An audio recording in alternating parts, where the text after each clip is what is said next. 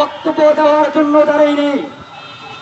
আজকে আমাদের দাঁড়িয়েছি, আমাদের প্রতিটি মুসলমানদের হৃদয়ে একটি পদস্খলন হচ্ছে, রক্তক্ষরণ হচ্ছে।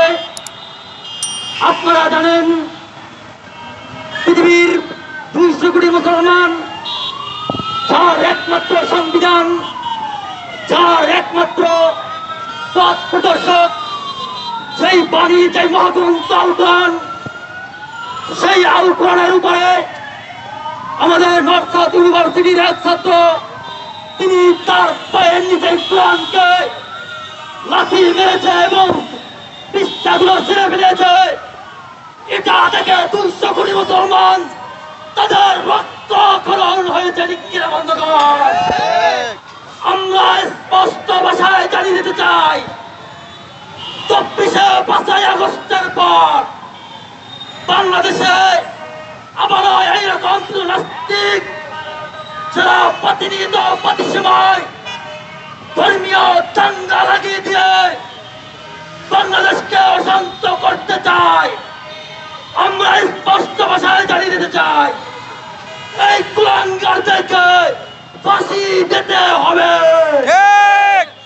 নাম্বার 2, আপনারা দেখেছেন সাতক্ষীরায় সমাজ নামে কুলাঙ্গার, তিনি কি করেছেন? তিনিও কোরআনকে অবমাননা করেছেন। শুধু তাই নয়, আপনারা আজকে দেখলাম বক্তব্যে এক নর্তকী মহিলা, তিনি বলেছেন আমি কোরআনকে পারদারে নিলাম না, কিন্তু এই কোরআনের ভিতরে যা লেখা আছে এইগুলো নাকি কেচ্ছা কাহিনী বা ভণ্ড জিনিস। আমার কথা হলো, বলেন তোমাদের রক্তে তো আগুন লাগাই দিতে চাই না পারদারে নিয়ে। আমি বলতে চাই 200 কোটি মুসলমান শুধু পারদারে কোরআন না, দূরের কথা, কেউ যদি কোন একটা কোরআনের অক্ষর কিংবা জের জবরকে উল্লা পাল্লা করতে দিতে চায়, তাহলে 200 কোটি মুসলমানের হৃদয়ে আঘাত লাগে। ঠিক কিনা বন্ধুগণ, স্পষ্ট ভাষায় জানিয়ে দিতে চাই, কথা ক্লিয়ার।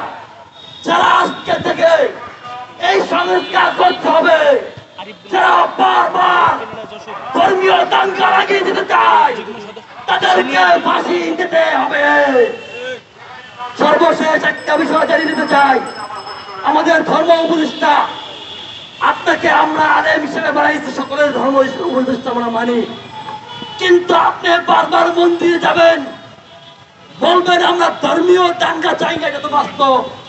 কোন আলেম, কোন বাংলাদেশের সাধারণ মুসলমান অন্য ধর্ম নিয়ে কথা বলে না, কিন্তু বারবার আমাদের কোরআনের উপরে জায়গা আছে, এর বিরুদ্ধে কোন আইন পাস হয় না। নিশ্চিত বন্ধুগণ, আমরা এর প্রতিবাদ হিসেবে বলতে চাই, সংস্কার হিসেবে অবশ্যই অবশ্যই আপনারা কোরআনের যারা এরকম বারবার অবমাননা করবে তাদেরকে ফাঁসি দিতে হবে, আইন করতে হবে। নিশ্চিত বন্ধুগণ, সর্বশেষ এই বলে বক্তব্য শেষ করতে চাই, আসুন আমরা ধর্ম যারা ধর্ম পালন করি, আমরা সবসময় সম্প্রীতি রক্ষা করি, কিন্তু যারা বারবার এই ধর্মকে উপেক্ষা করে যারা দাঙ্গা লাগিয়ে দিতে চায়, বাংলাদেশে অশান্ত করতে চায়, আমরা তাদেরকে ফাঁসির মঞ্চে দেখতে চাই। নিত্যের বন্ধুগণ, আসুন আমরা ঐক্যবদ্ধ হয়ে সুন্দর বাংলাদেশ করি, এই বলে আমরা আলোচনা শেষ করছি।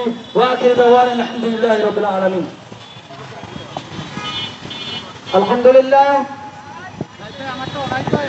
এই পর্যায়ে